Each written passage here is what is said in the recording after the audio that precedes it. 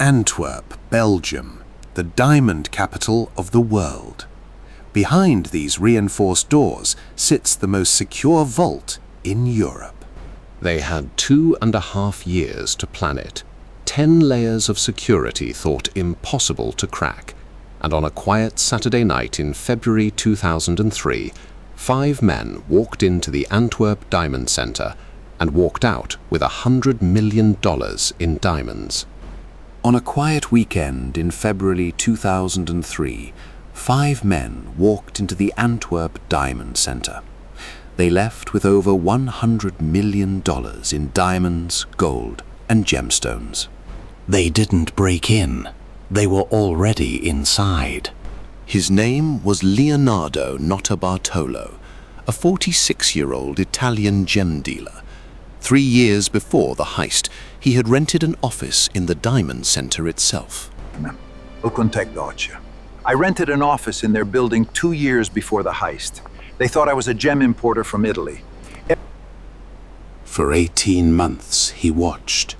He studied every camera, every guard rotation, every layer of the vault's security. He photographed the lock.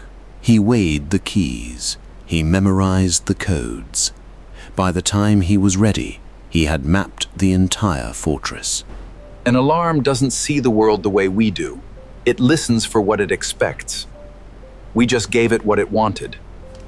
His crew called themselves the School of Turin, a locksmith, an electronics specialist, a safecracker, a master craftsman.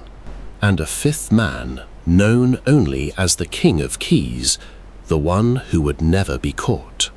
Every screw, every plate, every wire, foam, there is a way to make it disappear.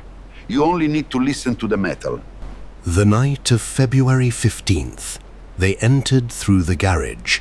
The thermal sensors had been sprayed with hairspray, the light sensors taped over. By torchlight, they worked their way down 2 stories into the vault. We opened 109 of them. We could have opened more. But we could not carry any more diamonds. So we left. 109 safe deposit boxes opened. 12 hours of work. Over $100 million in diamonds, gold and jewellery carried out in canvas bags. They thought they had vanished without a trace. Then they made one mistake. Someone had thrown a bag over the fence. I went to pick it up like I do every morning. Then I saw the green stones falling out pot and a half-eaten salami sandwich.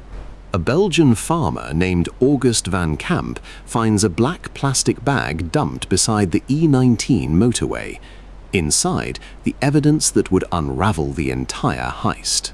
On the morning of February 17th, I stood in a small room surrounded by millions of dollars worth of diamonds, and every one of them was someone else's. There was no super criminal lurking in the background. It was just him, a charismatic Italian gentleman in his 50s.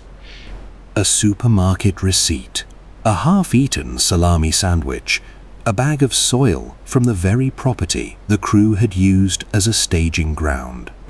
It took the Diamond Squad detectives 4 days to identify their man, Notarbartolo, arrested on February 21st, returning to the very building he had robbed.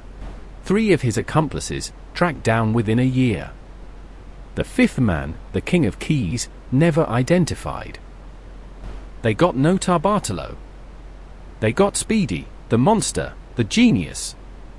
But the King of Keys, the one who made every door open, they never found him.